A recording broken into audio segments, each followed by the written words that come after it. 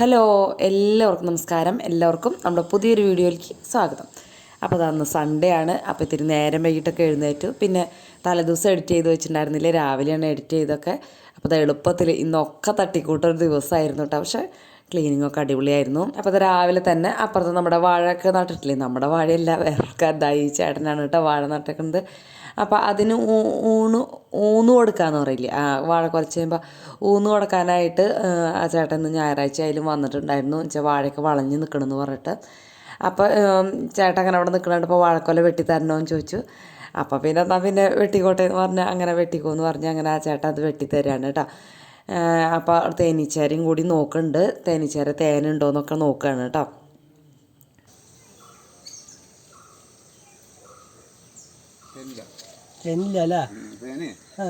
പക്കമുണ്ട്, അത് കറുത്ത പക്കമുണ്ടല്ലോ.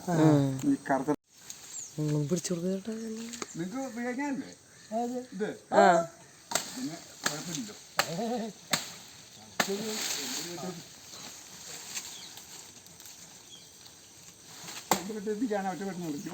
അതന്നെ പറഞ്ഞ ഇതിന് മുറിച്ചൊന്നും നമ്മൾ വീട് പണിതപ്പോൾ വാങ്ങിച്ചതാണേ. പിന്നെ കാച്ചിക്ക് അങ്ങനെ ഒന്നും ചെയ്തിട്ടൊന്നുമില്ല.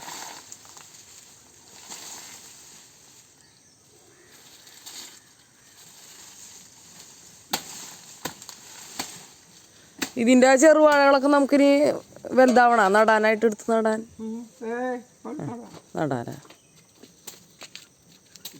നല്ലത്.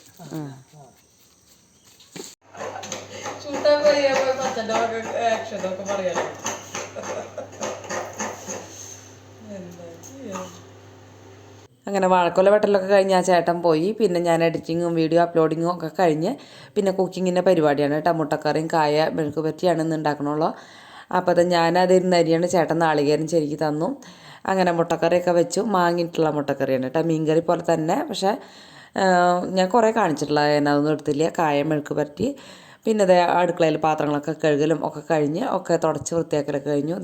ഈ ജനലൊന്നും തുറക്കാറേ ഇല്ല കേട്ടോ. ഇന്ന് സൺഡേ ഒക്കെ ആകുമ്പോഴാണ് ജനാലയൊക്കെ ഒന്ന് തുറക്കുക. അല്ലെങ്കിൽ ചിലപ്പോൾ നമ്മൾ അടയ്ക്കാൻ മറന്നു പോയിട്ട് ജോലിക്ക് പോയാലോന്ന് വിചാരിച്ചിട്ട് അങ്ങനെ തുറക്കില്ല. ഇന്ന് നല്ലൊരു കാലാവസ്ഥയാണ് കേട്ടോ, നല്ല ഭംഗിയുണ്ട് കാണാൻ ആകാശമൊക്കെ.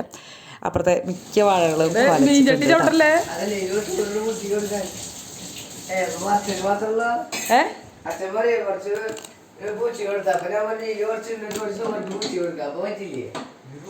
ആദ്യത്തിന് ചേട്ടൻ എപ്പോഴും ഇങ്ങനെയാണ് കേട്ടോ, അങ്ങോട്ടും ഇങ്ങോട്ടും വാദിക്കലും എന്താ പറയുക കളിയാക്കലും അങ്ങനെയൊക്കെയാണ്. ചോറിലിട്ടോ തരിയിലിട്ടോ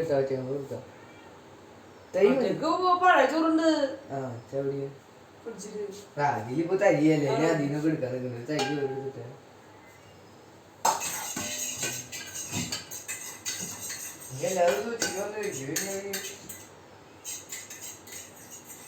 അപ്പോൾ അതിന് അച്ചാറ് പോരാ, അവന് ചെമ്മീൻ പൊടിയും കൂടി വേണം. അപ്പോൾ അവന് വായിൽ പൊള്ളായ കാരണം കൊണ്ട് ചെമ്മീൻ മുളകൊന്നും അധികം ഇല്ലാണ്ട് പൊടിച്ചതാണ് കേട്ടോ. അപ്പോൾ അതിൽ ആ ചീനച്ചട്ടിയിൽ പൂച്ചകളൊക്കെയുള്ള ചോറും കൂടി ഇത്തിരി ഇട്ട് കൊടുത്ത് അങ്ങനെ ഒക്കെ ചെയ്തതാണ്. അവർക്ക് ചെമ്മീൻ ഭയങ്കര ഇഷ്ടമായതുകൊണ്ട്.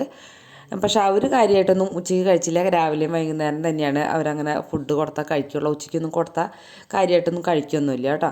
അങ്ങനെ ഞങ്ങളതൊക്കെ കൂട്ടി ഫുഡൊക്കെ കഴിക്കലൊക്കെ കഴിഞ്ഞ് പിന്നെ കുറച്ച് നേരമൊക്കെ റെസ്റ്റ് എടുത്ത് ഒരു 3 മണി ഒക്കെ ആയപ്പോൾ ഞാൻ വീണ്ടും എഴുന്നേറ്റു ക്ലീനിങ്ങിന്. അപ്പോൾ ചേട്ടനെ വിളിച്ചു കേട്ടോ.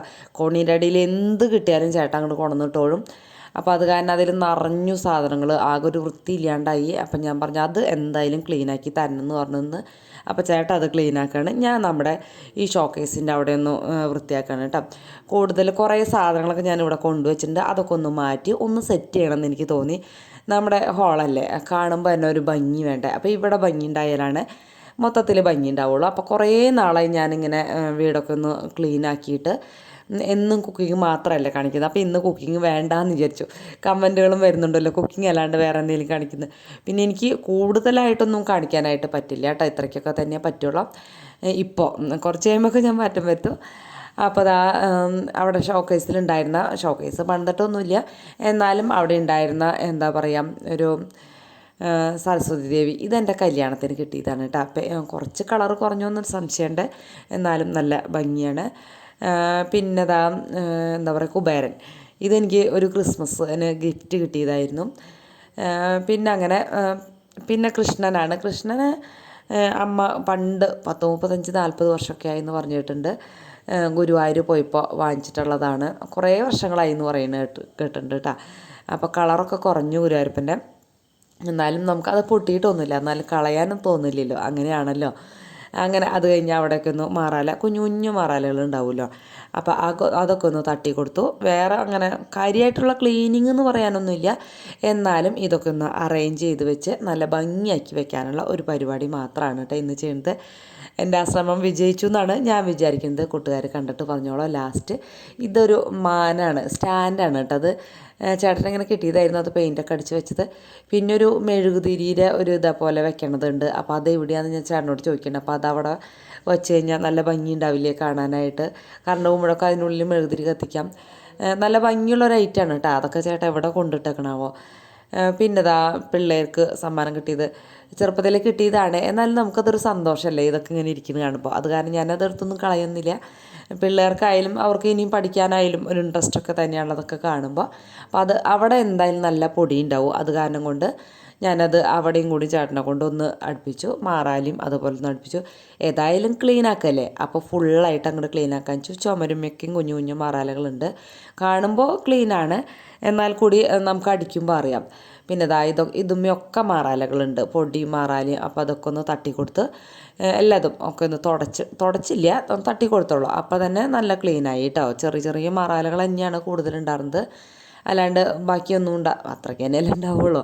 അപ്പോൾ ഇതൊക്കെ ആദ്യത്തിന് ഡ്രോയിങ്ങിന് കിട്ടിയത് കൊണ്ട് കേട്ടോ. ഇതിൽ ഫുൾ A+ കിട്ടിയിട്ട് എന്താ പറയുക, ആനിവേഴ്സറിക്ക് എല്ലാ എക്സാമിനും ഫുൾ A+ കിട്ടിയ ആനിവേഴ്സറിക്ക് കിട്ടുന്നതാണിത്, അല്ലാണ്ട് ഓരോ എക്സാമിന് കിട്ടുന്നതല്ല കേട്ടോ. അതിനൊക്കെ ഒരു ചെറിയൊരു ഇങ്ങനെ കുത്തി കൊടുക്കല്ലേ, അത് തിരിച്ച് വാങ്ങിക്കുകയും ചെയ്യും. ഇതിങ്ങനെ ആനിവേഴ്സറിക്ക് കിട്ടുന്നതാണ്. ഭയങ്കര സന്തോഷമല്ലേ നമുക്കിതൊക്കെ. ഡാൻസിനും ഡ്രോയിങ്ങിനും അങ്ങനെയൊക്കെ കിട്ടിയതൊക്കെ ഉണ്ട്. പിന്നെ ചേട്ടൻ അവിടെ ക്ലീനിങ് തുടർന്നുകൊണ്ടിരിക്കുന്നുണ്ട്, ചേട്ടൻ്റേതായത്. ഞാൻ അവിടെ കുറച്ച് ഫ്ലവറൊക്കെ ഉണ്ടായിരുന്നു, അതൊക്കെ നിറച്ച് അഴുക്കായിട്ടിരിക്കുന്നു കേട്ടോ. കുറച്ച് നാളായെന്ന് പറയില്ലേ. സാധാരണ നമ്മൾ പൂരവും വിഷുവും ഓണവും ഒക്കെ ആകുമ്പോഴാണ് ഞാനിതൊക്കെ ക്ലീൻ ആക്കാറ്.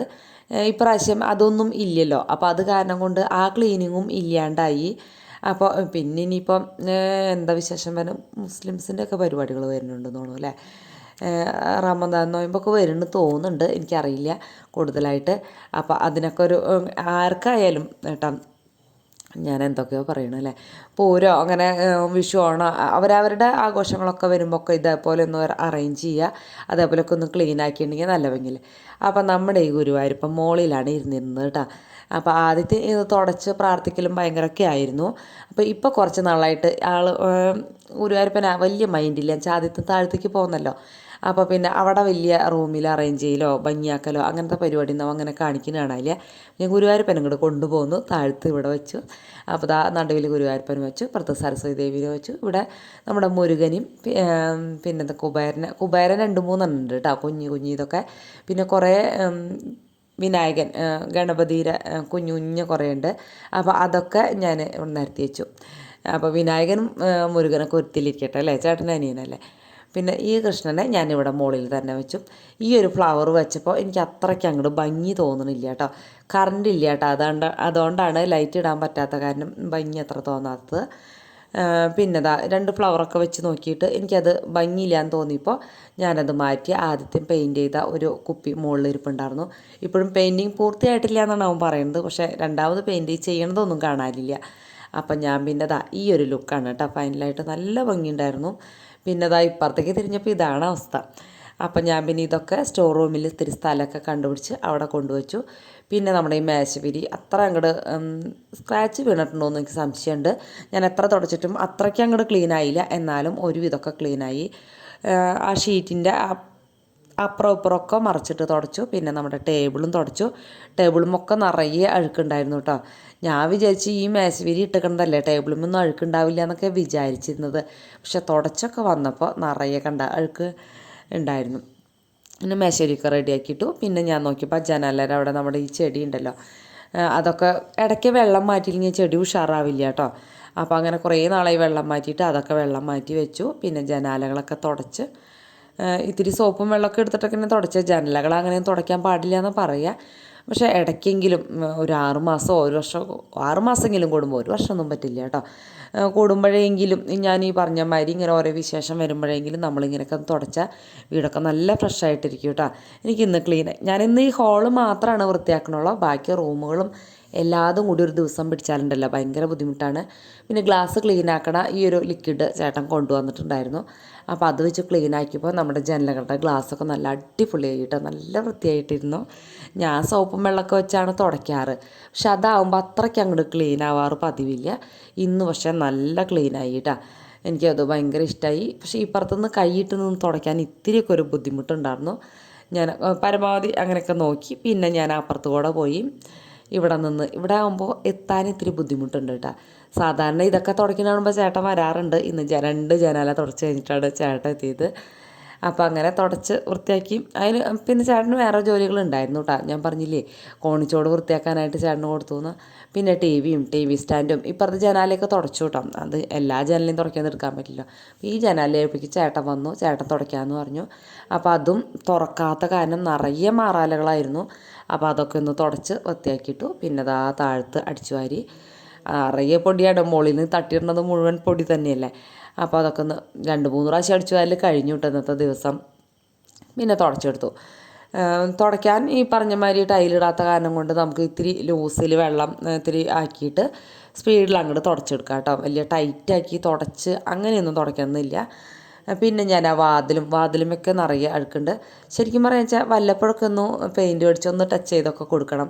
നമ്മളെപ്പോഴും പിടിക്കുന്ന ഭാഗത്തും അങ്ങനെയൊക്കെ ചെയ്യണത് കുറച്ചും കൂടി നല്ലതാണെന്ന് എനിക്ക് തോന്നി. അത് ആ പിടുത്തത്തുമ്മയൊക്കെ എന്താ പറയുക സിൽവറിൻ്റെ കളർ പെയിൻറ്റൊക്കെ കിട്ടും.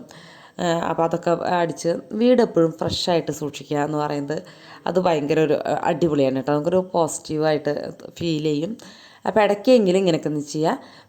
പിന്നെ എന്തുട്ടാ പിന്നെ നമ്മുടെ ഈ എവിടെയൊന്നും തുടയ്ക്കുക, അത്രയ്ക്കേ ഉള്ളൂ. പരിപാടിയൊക്കെ കഴിഞ്ഞു. ഇന്നത്തെ ഈ പരിപാടി കഴിഞ്ഞ് ഇനി മുറ്റം ക്ലീനിങ് ഒക്കെ ഉണ്ട്. മുറ്റത്തെ ക്ലീനിങ് ഞാൻ ഇന്ന് ഈ വീഡിയോയിൽ ഉൾപ്പെടുത്തണില്ല കേട്ടോ. എന്നുവെച്ചാൽ ഈ ക്ലീനിങ് കഴിഞ്ഞപ്പോൾ തന്നെ ഒരുവിധമായില്ലേ. ഇനിയിപ്പം മുറ്റം ക്ലീനിങ് കൂടി വേണ്ടാന്ന് വിചാരിച്ചു. അങ്ങനെ ചവിട്ടിയൊക്കെ എടുത്ത് മുകളിലേക്ക് ഇട്ടു. റബ്ബറിൻ്റെ ചവിട്ടിയും ഇവിടെ താഴത്തിട്ടു. അത് കഴിഞ്ഞ് വന്നപ്പോൾ ശ്രീകുട്ടൻ സോയ എന്തൊക്കെയോ ചെയ്ത് റെഡിയാക്കിയിട്ടുണ്ട്. എന്തായാലും ടേസ്റ്റ് ഉണ്ട്. പിന്നെ ഞങ്ങളെല്ലാവരും കൂടി ചായയും അതൊക്കെ എടുത്ത് കഴിച്ചു. ഇവർക്ക് അങ്ങനെ സോയ ഉണ്ടാക്കുന്ന പരിപാടിയൊക്കെ ഉണ്ട്. ഞാൻ പടിയുമ വന്നിരുന്നപ്പോൾ പിന്നെ എല്ലാവരും അവിടെ തന്നെ വന്നിരുന്നു കേട്ടോ. പിന്നെ ഞങ്ങളെല്ലാവരും കൂടി ചായ കുടിച്ച് കുറച്ച് നേരമൊക്കെ ഒന്ന് വർത്താനം പറഞ്ഞിരുന്നു. പിന്നെ പിള്ളേർക്ക് 2 പേർക്കും മോഡൽ എക്സാമാണ് അടുത്ത ആഴ്ച. അതുകൊണ്ട് അവർ ഇത്തിരി ബിസിയാണ്. വല്ലാണ്ട് എന്നെ സഹായിക്കാനായിട്ട് വരലില്ല. എന്നാലും വരുമൊക്കെ ചെയ്യും കേട്ടോ. അപ്പോൾ വീഡിയോ ഇഷ്ടപ്പെട്ടെങ്കിൽ ഒന്ന് സബ്സ്ക്രൈബ് ചെയ്യാനും ലൈക്ക് അടിക്കാനും കമൻറ്റ് എഴുതാനും ഒന്നും മറന്നു പോയത്. ഷോർട്ട് വീഡിയോകൾ കാണാൻ മറക്കരുത് കേട്ടോ.